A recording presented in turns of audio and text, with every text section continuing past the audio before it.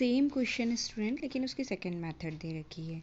ए मालूम है आपको सॉल्वेंट जो कि वाटर है, और बी जो है नॉन वॉलेटाइल सॉल्यूट जो कि यूरिया है ना। क्वेश्चन हमने देख लिया है, बट हम उसको सेकंड तरीके से कर रहे हैं।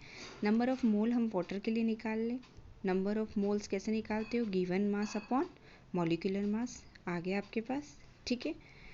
Number of moles of urea आप कैसे निकाल ले? N B equal to W B upon M B. W B आपको पता है, एम बी आपको पता है, आपने उससे कैलकुलेट करा। अब मोल फ्रैक्शन ऑफ वाटर कैसे निकलेगा? मोल फ्रैक्शन ऑफ वाटर कैसे निकलेगा? Number of moles of water upon number of moles of all the components of solution, ठीक है। Na की जगह आपने वैल्यू पुट कर दी, Na की वैल्यू पुट कर दी प्लस Nb, आपके पास ये आ गया मोल फ्रैक्शन, ठीक है।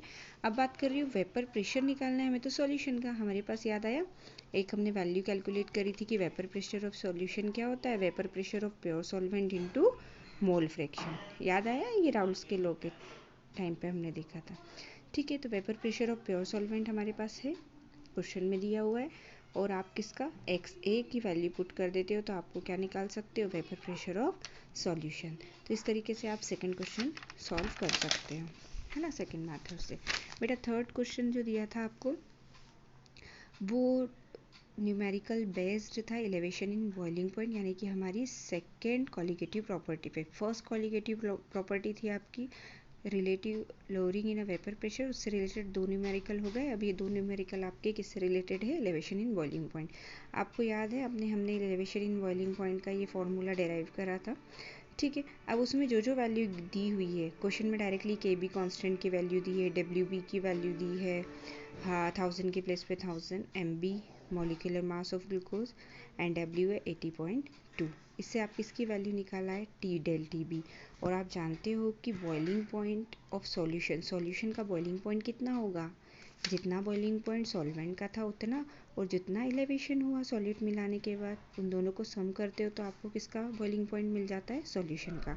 तो बॉइलिंग पॉइंट ऑफ सॉल्यूशन अगर आप निकालना चाहते हो तो आपको क्या करना है? Boiling point of solvent plus elevation in boiling point को ऐड कर देना है। तो boiling point of solvent, water का बॉइलिंग पॉइंट कितना? 100 डिग्री सेंटीग्रेड, लेकिन हमें वैल्यू काय में लिखनी है? केल्विन में। तो 100 प्लस 273 यानी 373 केल्विन। डेल TB आप अभी ऊपर निकाल के लेके आए हो, वो आपने पुट कर दिया, आपके पास आंसर आ जाता है बॉइलिंग पॉइंट ऑफ सॉल्यूशन, ठीक है। क्वेश्चन नंबर है फोर्थ जो आपको मिला था, ये भी आपकी second colligative property elevation in boiling point से रिलेटेड था।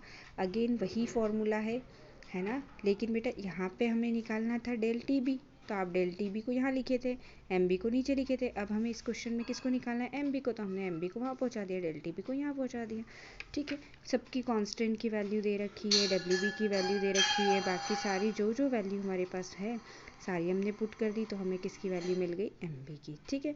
तो ये था आपका क्वेश्चन नंबर 4। तो अब आपके 4 न्यूमेरिकल्स आई थिंक क्लियर हो